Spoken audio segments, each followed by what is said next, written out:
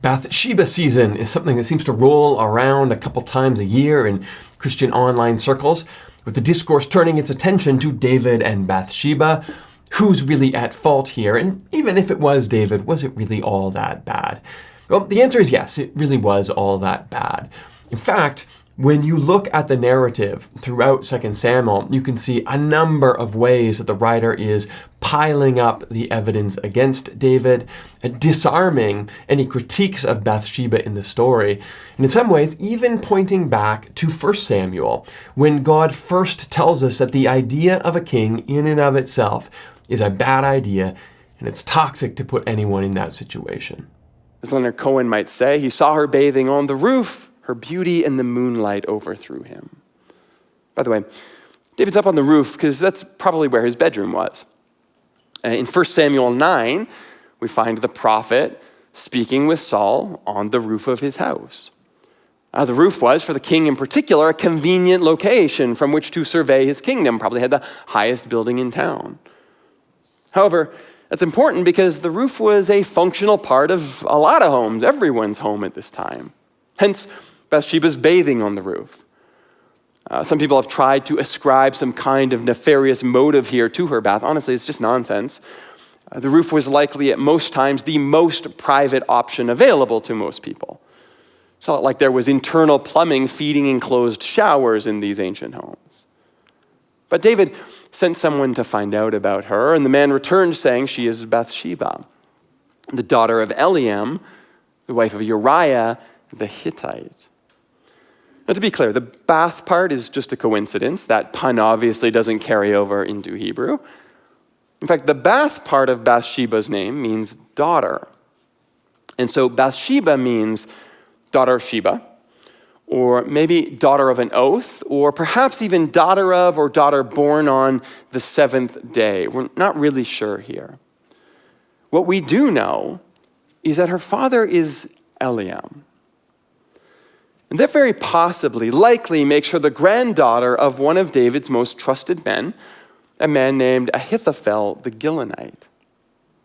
And her husband Uriah is one of David's 30 best warriors. Both of these men are named in the narrative for us. That means all of these details we're being given here are like big, red, warning, flashing signs telling us David knows exactly what he's doing, exactly who he's doing it to, and exactly how wrong he is to do all of this. And yet, David sent messengers to get her. She came to him. He slept with her. Now she was purifying herself from her monthly uncleanness, and then she went back home. A couple things, but first of all, she was purifying herself from her monthly uncleanness. That's a weird insertion. It's a strange construction and kind of awkwardly stuck in here. Hence why the English translators have put it in a parenthetical. However, the Hebrew construction is something we call wayiktal. And what that means is that this is a circumstantial clause subordinate to the primary clause. What that means is that this is related to why Bathsheba was on the roof in the first place. It calls back to that. It means the author is clarifying here that Bathsheba had just finished her period, which is why she was bathing, which is why there is no debate about who the father is when she finds out she's pregnant in the next verse. The author is making sure David has no outs here. And just quickly, unclean in this circumstance does not mean dirty or bad or morally suspect. That is not how ancient Hebrews thought about a woman's menstrual cycle.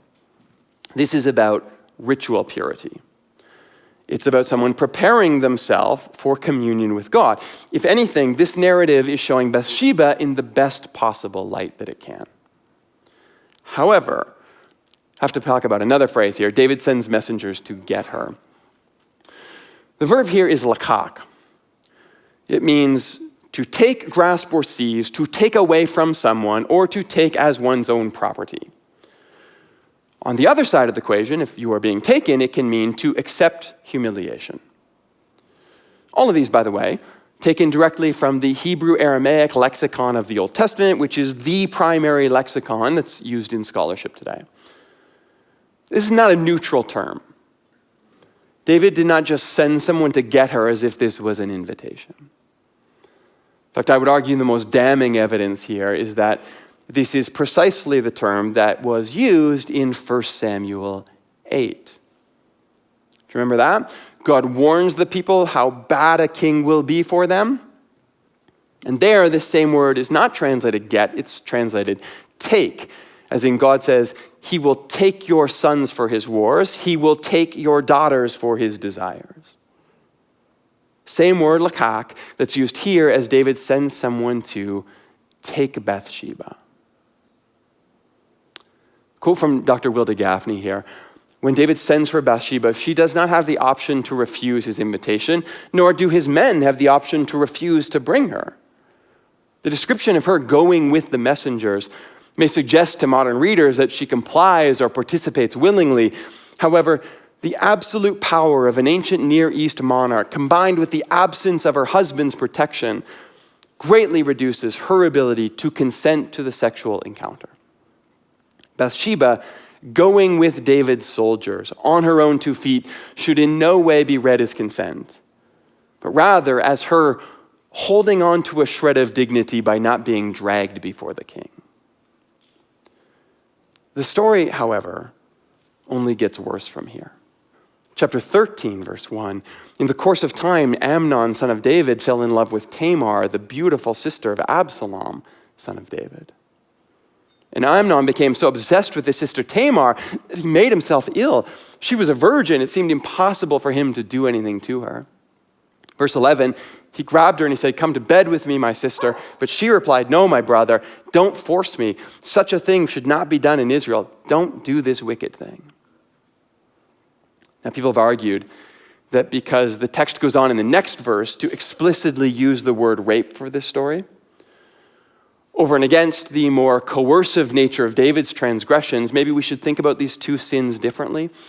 Honestly, I don't see how you can read these two stories about father and son back to back and not understand exactly what the writer is trying to do. Amnon's not the victim here. He's very much responsible for his choices, but he is also the product of his father's household. And again, understand, these stories are scaled up for us, right? Most of us are not failing as spectacularly as David. Most of us are not given the responsibility over kingdoms he was either. But the writer is absolutely trying to tell all of us that our choices, our sins, have impacts far beyond our constrained imaginations for them. When the scriptures talk about generational sin or generational curses, that's not about witchcraft or God holding your dad's mistakes against you. The scriptures tell us explicitly that God does not do that. No, what this is about is the way that our sin, the way that our mistakes can outgrow us to then weigh down the people that we love as well if we don't take responsibility for them. Look, I can't identify with the scale of David's story, but I can already absolutely see the way that my kids, even my adopted kids, are beginning to look a lot like Rachel and myself. Stories like this are meant to tell us to be mindful of how damaging sin can be when left unchecked in our house. Do I let my hurts spill out onto my kids? Will I do the work to heal my anxieties before they become theirs? Will I trust that there is a path that God has laid out for me that is about a lot more than just where I go when I die, but about the influence and the legacy that I will leave on those that I care most about in this world?